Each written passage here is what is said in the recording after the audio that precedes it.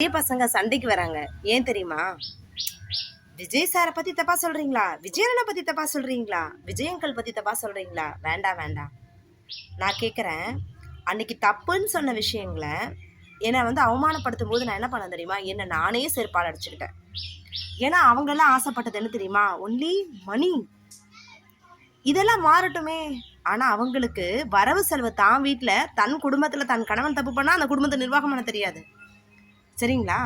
தன் சொந்த பந்தங்களுக்குள்ள பிரச்சனைகள் வந்தால் எப்படி தீர்வாக்கணும்னு தெரியல. நல்ல ஒரு பெண்மணிகளா தெரியல. அப்படி இழிநிலையா வாழ்க்கை நடத்துகிற தன்னோட வாழ்க்கையிலேயே சரி பண்ண செய்யக்கூடியாத சில பாமர மனிதர்கள் கூட இந்த அரசியல் தலைவர்கள் நாட்டை சிந்தனை கொண்டு பொருளாதாரத்தில் உயர்த்தி எவ்வளோ நாடு கடன்பட்டு இருந்ததோ அதனுடைய கடன் தொகையிலேருந்து நிவாரணத்தை கொடுத்து வாழ்ந்த மக்களை என்ன செய்யுது? குறை சொல்லி பேசுதே அப்படிங்கிறது தெரியாமல் எவ்வளோ தப்பாக பேசுகிறாங்க, அவதூறு பேசுகிறாங்க.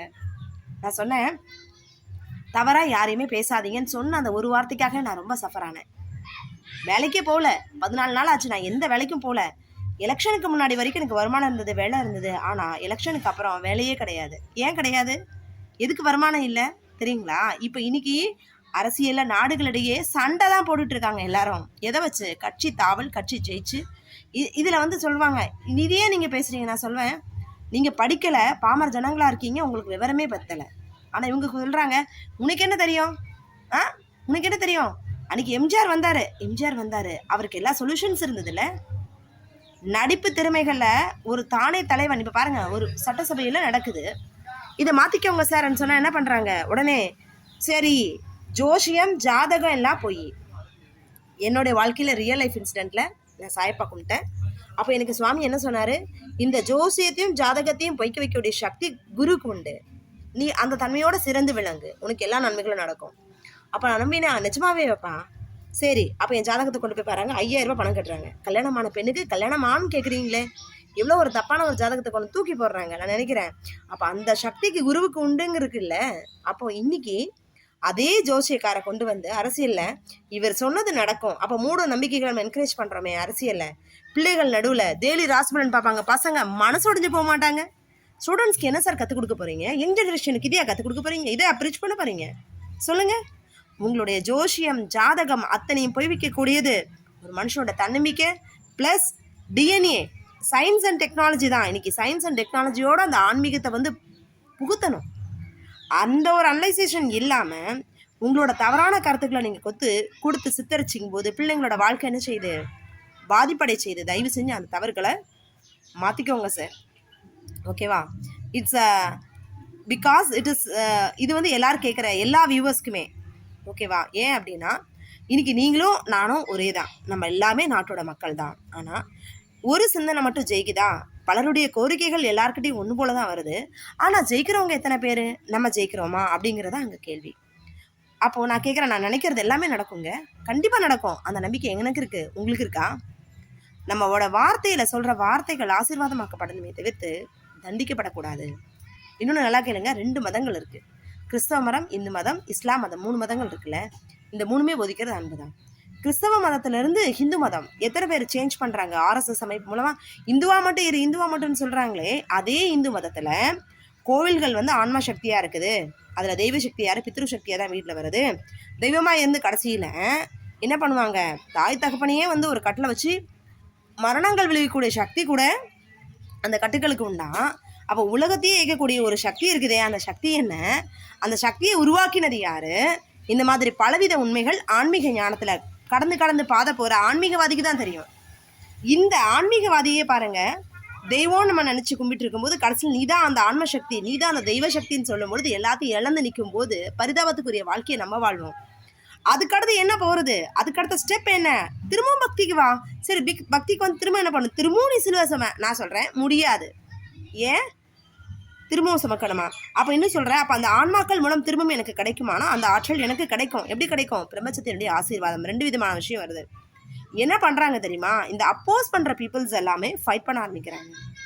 இறந்து போனவங்களும் சரி, இந்த கிறிஸ்தவ மதத்துலேருந்து வராங்க, இந்து மதத்துலேருந்து வராங்க, 2 பேருக்கு கிளாஷ் நடக்கு, பாவம் செய்கிறாங்க. அடுத்தவங்களுடைய ஆசையை இவங்க பறித்து தன்னுடைய நிலைகள் எல்லாத்தையும் உயர்த்தி ஒரு ஹையர் லெவலில் போய் உட்காந்துடுறாங்க. உட்காந்துட்டு இன்னொருத்தரை சாப்பிட்றது ஆன்மாக்களோட வேலை இது. இந்த உலகமே இப்படி தான் இயங்கிட்டு இருக்கு. ஆனால் நம்ம அடிச்சுக்கிறோம் மாற்றி மாற்றி. தலைவர்களை கூட இப்படி தான் சொல்கிறாங்க. எப்படி தன்னுடைய எண்ணங்கள் தன்னுடைய கருத்துக்கள் இந்த ஆட்சி தான் வரணும்னு சொல்லும் பொழுது அவனுடைய ஒரு நல்ல பலாபலன் உள்ளவங்களா இருந்தால் பரவாயில்ல. சரியா? இன்னொன்று சில விஷயம் என்ன பண்ணுது இந்த முன்னணி, நம்ம வந்து ஆலயம் சொல்கிறோம், இது எல்லாமே நமக்கு வருமானம் வருது தானே, ஏகப்பட்ட வருமானம் கோவில்களுக்கு வருது. ஆனால் வருமான கணக்கை பார்த்துருக்கீங்களா? நாட்டுடைய வருமான கணக்கில் அந்த கணக்கை பற்றி காட்டுறாங்களா? யாராவது ஒருத்தர் சொல்லியிருக்காங்களா அந்த இடத்துல? கோயில் மூலம் ரெக்கார்டு பாருங்க. தனியார்களை வந்து கோயில் தனித்தனியாக அமைச்சு வருமானம் பெருக்கி பெருக்கி பெருக்கி அந்த பெருக்கை வந்து கல்வி நிறுவனங்களாக மாற்றிருக்காங்க, காலேஜஸாக கட்டியிருக்காங்க, எல்லாமே செஞ்சுருக்காங்க. நான் வீடியோஸில் ஆல்ரெடி சொல்லியிருக்கேன். ஆனால் அது ஏன் கவர்மெண்ட் கண்ட்ரோலில் வரல? இந்து கோவில்களில் வரக்கூடிய வருமானங்கள் எவ்வளோ கோடிகள் நம்ம அரசாங்கத்துக்கு கொடுத்தா அது கடலிருந்து விடுபடும் தானே. அதாவது இனம் அறிந்து இனிமேல் செய்யணும். இப்போ பாருங்கள், நிறைய லேண்டு வாங்கி வச்சுருக்கான், பல லட்சம் கொட்டி பணம் வச்சுருக்கான், அவன்கிட்ட நிறைய விவசாயம் பண்ணக்கூடிய லேண்டு இருக்குது, மணி இருக்குது. அவனுக்கு எதுக்குங்க லோன் கேன்சல் பண்ணும்? அவனுக்கே தொகையை குறைக்கணும். அவன் வருமானம் பெறுறான்ல, யார் நஷ்டம் அடைகிறானோ அவனுக்கு கொடுத்தா பரவாயில்ல. ஆனால் கவர்மெண்ட் கொடுக்குற ஸ்கீம்ஸ் எப்படி இருக்குது? ஒரு நல்ல தலைவன் யோசிப்பான்ல. ஆனால் ஓட்டு வாங்குறதுக்கு முன்னாடி என்ன யோசிக்கிறாங்க? உங்களது அனைத்து என்ன பண்ணுறேன், உங்களுடைய அந்த கணக்கெல்லாம் கேன்சல் பண்ணுறேன், ஓகேவா? அப்படியா? லோன் கொடுத்தா எஜுகேஷன் லோன் கொடுத்தா எஜுகேஷன் லோன் கட் பண்ணிடுவீங்களா? அதே மாதிரி விவசாய கடன் தள்ளுபடி பண்ணுறேன் அப்படின்னா விவசாயிகள் எத்தனை பேர் இன்னைக்கு வசதியாக வாழ்கிறவங்க எத்தனை பேர் இருக்காங்க?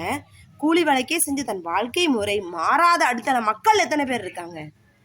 என்னோட அப்பா அம்மா 2 பேருமே நல்ல ஒரு கவர்மெண்ட் சர்வெண்ட்.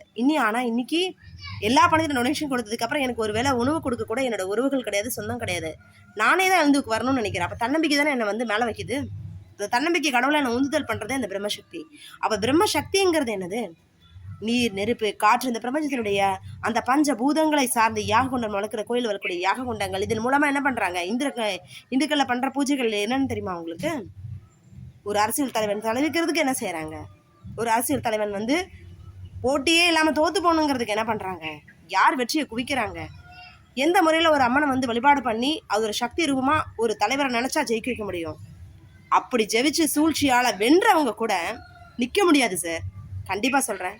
இன்னைக்கு நான் சொன்ன கருத்து ஆமாம் உண்மைதான், அப்படி தான் வந்து விஜயும் கட்சியில் ஜெயிச்சாருங்கிறத ஒத்துக்கிட்டிங்கன்னா லைக் பண்ணுங்கள், ஷேர் பண்ணுங்கள், சப்ஸ்கிரைப் பண்ணுங்கள்.